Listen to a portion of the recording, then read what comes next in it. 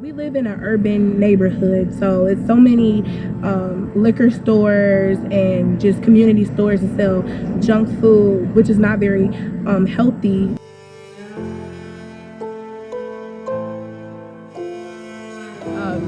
It's known as like food deserts, so there's just like lack of adequate grocery stores and stuff.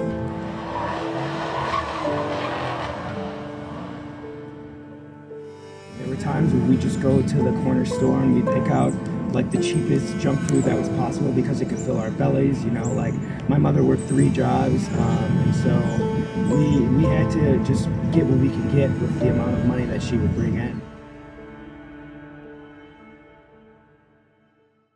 Nous sommes à Détroit, la ville de l'automobile aux États-Unis, mais c'est aussi une ville qui a beaucoup souffert à cause de son industrie qui s'est écroulée au cours des dernières décennies. C'est cependant une ville qui renaît, notamment grâce à son agriculture. Depuis 10 ans, le nombre de fermes urbaines a explosé, jusqu'à 1500 d'entre elles, pour répondre aux besoins en fruits et légumes frais et nutritifs pour sa population. Dans ce premier épisode des Changemaker aux États-Unis, nous en rencontrons seulement 2, mais sont parmi celles avec le plus grand impact sur leur communauté. Le Michigan Urban Farm Initiative et la Oakland Avenue Farm nous accueillent.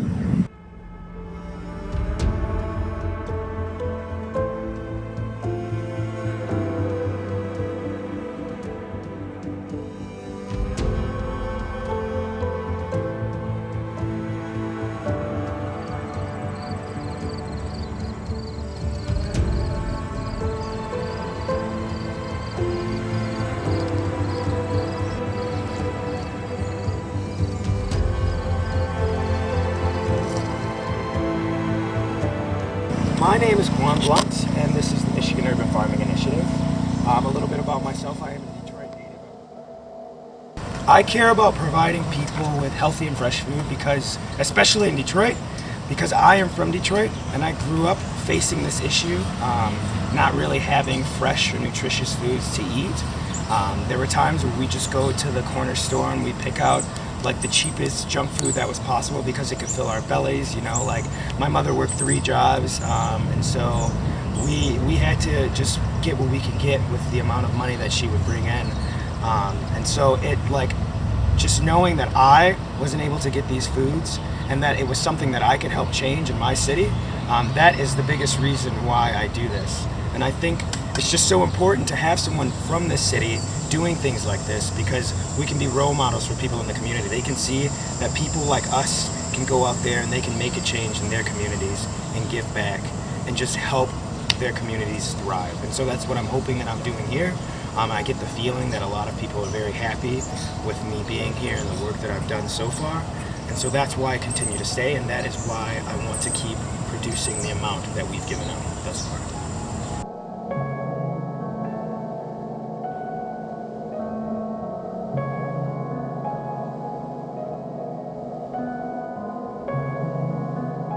I think in Detroit, I mean, places like Oakland Avenue and other urban farms in the area are making it a lot easier and a lot more accessible to a lot of families in the neighborhood.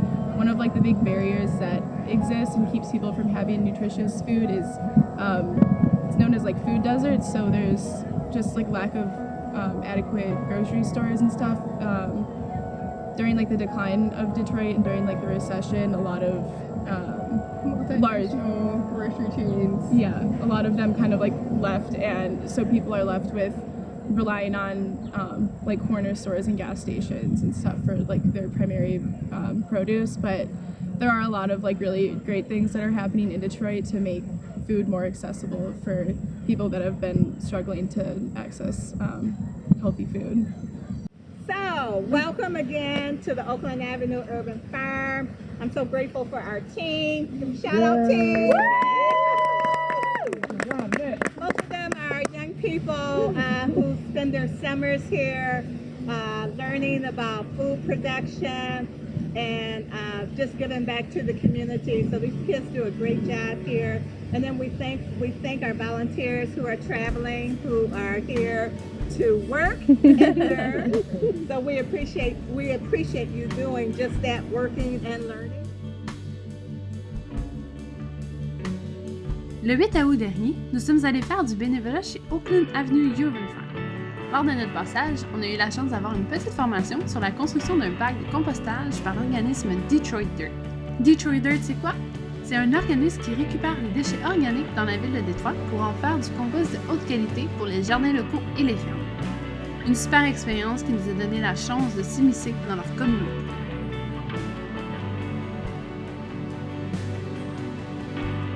Okay, my name is Fashion Murray, and I'm the owner of Detroit Dirt. Come out today, number one, because it's important for all of us to unify in the community and help and lift each other up.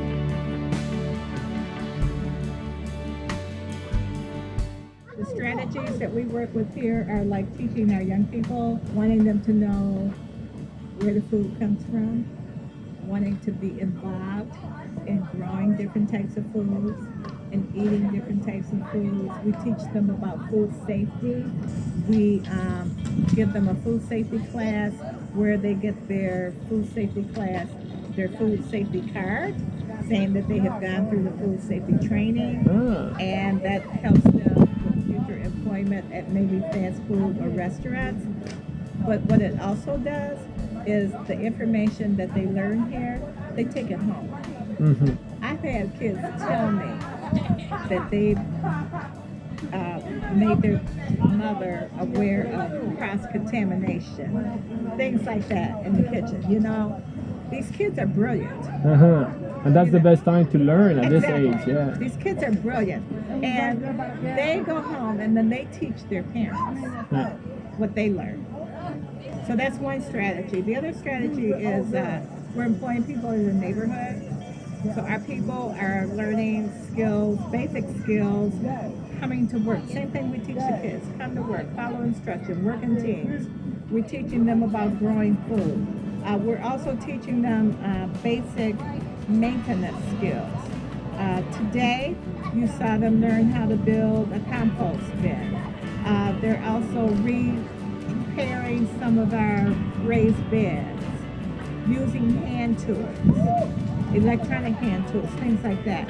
So our employees are also learning basic construction, how to hang drywall, how to paint, carpentry. These are skills that they can do at home. So you have the minor repairs that they are learning here, they can also do at home now. So that's a strategy that works for improving the quality of life. And then we're a site where we connect people to each other.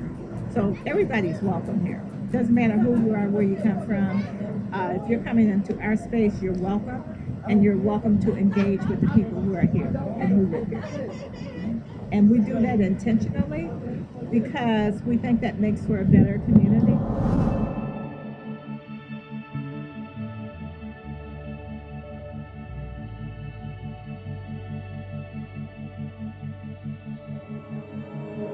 To me, I think what's special about working here is the fact that it's a community garden. So being able to give back to my community is a big part of it. And also me working here, I was able to make family. So I was able to build a relationship with different people and build that relationship and also give back to my community, which I think is very important.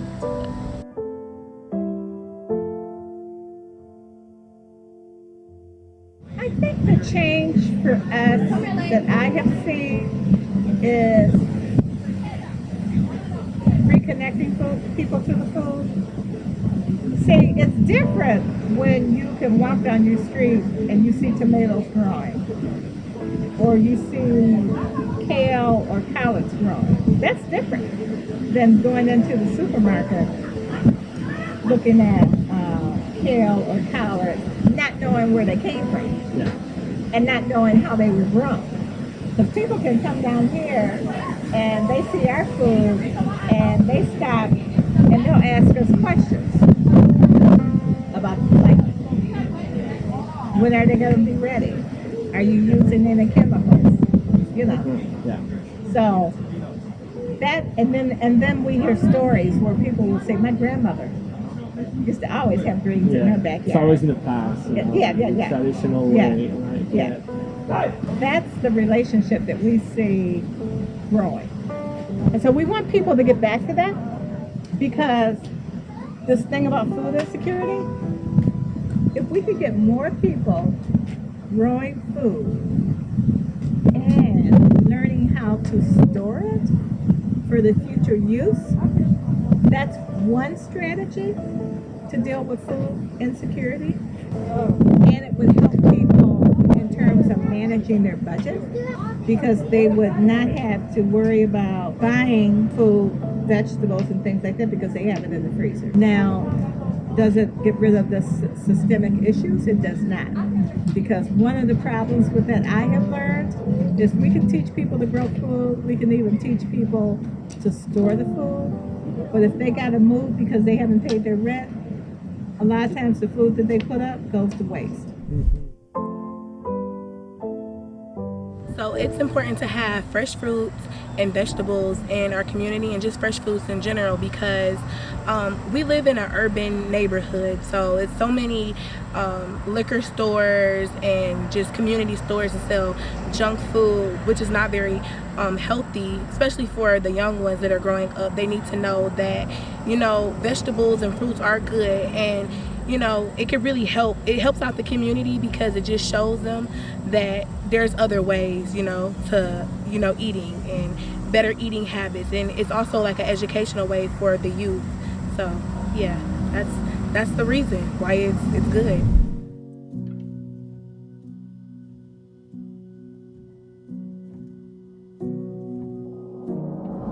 There are more than 1,600 urban farms or gardens. Because of that movement, we're seeing more people growing food. We're seeing an increase in the awareness of where food comes from.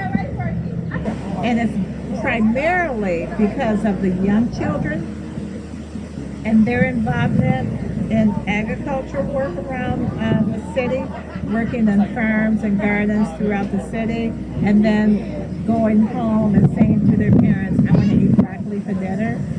I think that somewhat of an improvement in terms of food insecurity, but we still have 1 in 5 children who are starving. I have 35 kids here, Monday through Friday. And I know out of my 35 kids, I can say 5 of them do not have food at home. I know that because we feed them. So here's the deal. People are struggling with basic needs. So the challenge is, do I pay my rent? Do I pay my light bill? Do I pay my telephone bill? Do I pay my water bill? My child is home from school now because school is out.